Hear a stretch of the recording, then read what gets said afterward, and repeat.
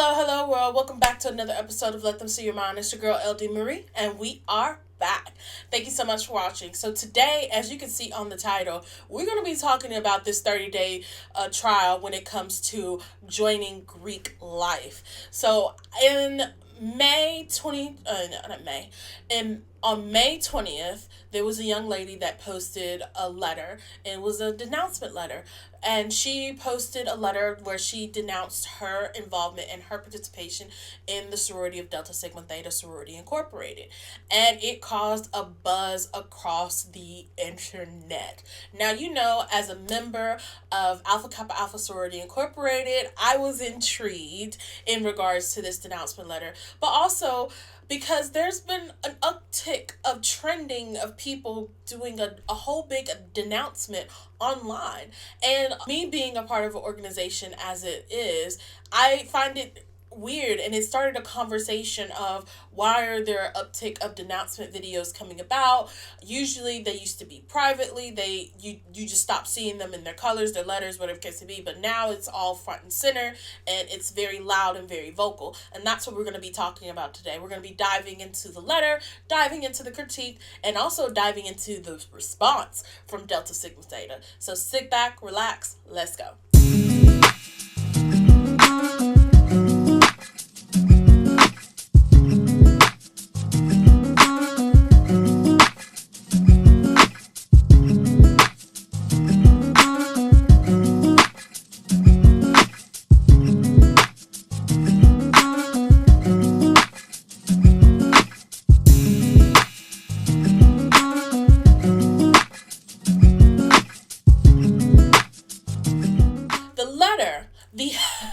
The letter caused wavelengths, and so we're going to be diving into the letter of the denouncement. Now, on this channel, I will not address the person that denounced by name. I feel like that she has gone through enough, and everybody is using her name, using her face. Now on this channel, we're not going to use her name, we're not going to use her face, but you obviously know who she is because of this denouncement letter. If you haven't been living under a rock, you know what I'm talking about. So she starts off the letter saying, "Greetings to whom it may concern. I hope this letter finds you well. My name is a rising senior at Howard University. I am a spring 2024 initiate of Alpha chapter of Delta Sigma Theta Sorority Incorporated. I am writing this letter to inform nationals that I have officially renounced and denounced membership of the organization. As of May 1st, 2024, I have informed Alpha chapter of my decision to depart and have appropriately given all of my paraphernalia / anything affiliated in the capacity back to the members of the organization. Before I was invited into the organization, despite all the research and information I gathered, I was not aware of specific requirements needing to become an official member of Delta Sigma Theta Sorority Incorporated. As I detailed these requirements, I want to emphasize that these are non-negotiables from the beginning, and that when I did initially compromise them, that this is not something I was willing to continue to compromising under any circumstances. Pyramid pending and the induction ceremony were both of these ceremonies, there were quite a few things that occurred. In order to continue with the membership, I had to go to a ceremonial table, kneel down, and recite 2 different oaths regarding my now lifetime commitment to Delta Sigma Theta. Prior to going up to the ceremonial table and reading the vow, I vividly remember the president stating that the oath I was about to take would follow me until my final judgment, and are now obligations that I can never be freed from. And so she quotes the ritual book, which I'm not going to quote. I'm not going to go ahead. You can read the letter for yourself. By definition of a covenant involves agreement or sworn promise by an oath between 2 parties in which way they swear their allegiance towards each other. In order to become a member, I had to make a pledge swearing my oath of allegiance and perform a ritual ceremony that involved kneeling / bowing to an altar. And so she then goes to quote the Bible, Joshua 23:16, and then 2 Corinthians 5:10. And then she furthermore goes on to explain the altar, which is she believes it's the ceremonial table that she had to kneel and both bow down before. She also then goes on and say the candle was burned to symbolizes what the goddess Minerva represents, centering false gods and entities, in this case the goddess Minerva, as the foundation of the organization and institutions of its new members as its type of worship. So, and then also she goes to defines worship and quotes Exodus 23 to 6. 3 to 6. Then she also gives a thorough explanation of the goddess that is being portrayed, and then goes on to quote Matthew 6 and 24. And then she also mentions that there was a manipulation of scripture within her very first chapter meeting when the president quoted scripture, 1 Corinthians 6, 9 through 10, and it was their interpretation within the amounts of delta. And so from that time, she basically says because of all these things that happen, she wants to announce and renounce her membership to Delta Sigma Theta Sorority Incorporated. Now, by the time this letter came out, which was May 20th, I did some research, and she crossed in the beginning of April. And then she renounced May 1st. So literally, that's why people are saying this is a 30-day trial. Because she literally, there was nothing else after from her crossing on the yard. Mind you, she did her process. She did the whole process. Usually when you do a process, you pay money. So she paid money, did her process, crossed, did everything, was a part of the probate ceremony, the coming out ceremony for people that don't know. And she went to one chapter meeting, and then she said she was done. Now, me personally, I don't know if I could give up $2,000 plus, and it was probably more, because I don't know how much fees are when it comes to joining organization for Delta Sigma Theta.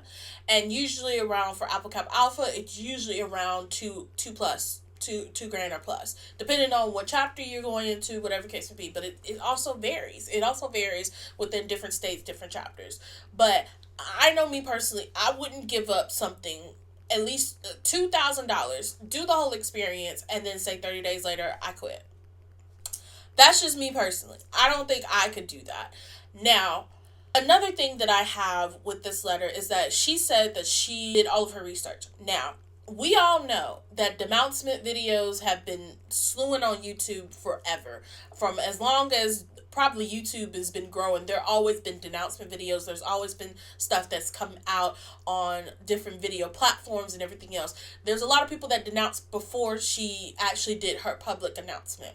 So I question if she actually really understood the research and she actually did everything that she wanted to do prior. Because of course, we all know from time comes, there's always been denouncement videos, and there's always explanations of what rituals that our organizations do. Now, and these are coming from people that have their own reasons to denounce. Some of them are very personal. Some of them are biblical. A lot of them are very biblical in a sense, and they interpret the Bible within the rituals that are completed within these different organizations. Because it's not only Delta Sigma Theta that comes out with denouncement videos. Some of my own former Alpha Kappa Alpha members, they have it, and they're identifying what this is, what that is, this is what you do, this is what you're saying. Like, there are videos out there. And so for me, in reading that letter, I question if she had the right information. And then also, when it comes to joining one of these organizations, you have to have recommendations to join these organizations. You have to have people vouch for you. And so I would be heartbroken if this came out publicly as a member, and I recommended you to be a part of this chapter, and people don't realize that the Alpha chapter is huge. Crossing at Howard at the HBCU, where the Mecca is, that is huge. And for someone to recommend you to be a part of that chapter and everything else, I'm pretty sure it hurt. Not necessarily the fact that you chose to resign, it's the fact that you made it public.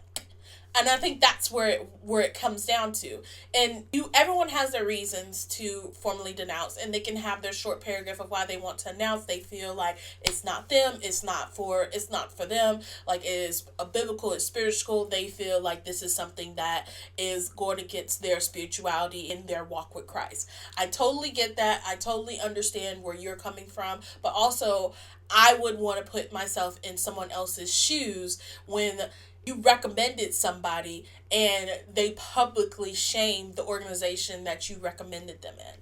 Now, that's where I have the big no-no from this whole experience, because at the end of the day, you had a reason to love this organization. And don't get me wrong, I read this young lady's resume. Like, she was top tier. She was a part of a wonderful organization, a wonderful group of young ladies, because you have to have your stacked criteria or of your resume to get into this organization. So she had the resume. She didn't really need to join this organization. This was something that she wanted to do. And now that she stepped back and she's published her letter and everything else, it caused a stir on social media. It's charged back and forth when it comes to people of the Greek organization to people that are non-Greek. A lot of people from that are non-Greek think it is a cult. I had a friend in college. She thought that all organizations were cults, and she thought I was joining a cult. And we fight that narrative every single day, when in actuality all these organizations are public service organizations. And we are different from our white counterparts who are Panhellenic, because we do promote lifetime membership. We promote a lifetime of service. Because a lot of the times, even if we're taking the oath of lifetime service, if you're going into a service job or you're going into a service organization, going to a doctor, being a lawyer, you're pretty much taking the similar same pledge, not in the ritual styles in other organizations that may come about, but you're simply taking the same pledge when you're being a lawyer, being a doctor, or whatever helping field that you choose to be in. As a police officer, a fighter, you're taking oaths to be of service, and that's where I view it as. Now, other people may not view the same things that I view it as, but ultimately that's what it comes down to. And it was quite a stir when everybody came about and had their lots to say. My thing is, and my take on this whole situation is that he's very brave for coming out. And I hope and pray that she has her circle around her to make sure that she is well and she is happy. And I hope that the members of Delta Sigma Theta that recommended her are supportive of her decision. They may not be supportive of the way that she chose to denounce so publicly like she did, but I hope they're supportive of her decision. Because a lot of times when you're doing a recommendation letter, these are people that you know. These are people that you are very, similarly close with, or have a close relationship with it. So I hope they are very much proud of the decision that she has made, maybe not the way that she went about it. And I think the same goes for when I view this as, I hope that she's prayed up and has the support that's around her. And I hope that this will soon pass for her in regards to this whole denouncement letter. But it really just ramped back up all over again, because you know what? Delta Sigma Theta has something to say. And we're going to read the statement that recently came out not too long ago, that Delta Sigma Theta is standing on business when it comes to these denouncement videos. So here it is. Delta Sigma Theta sorority membership continues to grow, with thousands joining our cherished sisterhood each year, energized by our mission and inspired by 111 years of impact in communities across the nation and around the globe. While social media tends to magnify outliers and individuals who choosing to withdraw represent less than 1% of our membership. We accept the decision for those who choose to withdraw their membership. We wish former members peace and clarity. However, there is a documented process for withdrawal from the sorority adopted by our 56th National Convention in 2023. Individuals who fail to adhere to the protocols outlined in our Constitution and bylaws will summarily expelled and subjected to a civil legal action by the sorority for violating our intellectual property. Delta's strength lies in its members. Among us are trailblazers, including respectable theologians, trusted community leaders, and change makers in collegiate chapters and beyond. We also stand united with our D9 brothers and sisters as we advance our missions as stewardess of the Black community, protectors of our democracy, and beacons of cultural pride. In this consequential election year, we cannot afford to be distracted from our important agenda. Too much is at stake. Delta Sigma Theta Incorporated has 350,000 initiate members and over 1,050 chapters across the United States and internationally, including the Arabic Gulf, the Bahamas, Bermuda, Canada, Germany, Jamaica, Japan, the Republic of Korea, and the Virgin Islands. Let us move forward with fortitude. So, Delta clap back. Delta clap back said real hard. Like, y'all, these little denouncement videos are really cute, but the intellectual property that you are doing, we about to sue. Because they put into their constitution and bylaws that this is going to be a no-no. If you want to denounce, that's fine. Leave in peace. If you want to do your video, whatever case may be, leave. Go ahead, do your video. But what you're not going to do is use our images, our intellectual property to do so. So that means using their crests, their logos, using stuff that's from their ritual book, anything in regards to the situation. That's what they're saying, and they're standing on business for it. And a lot of Delta Sigma Theta members are clapping and praising their international office for putting out that statement.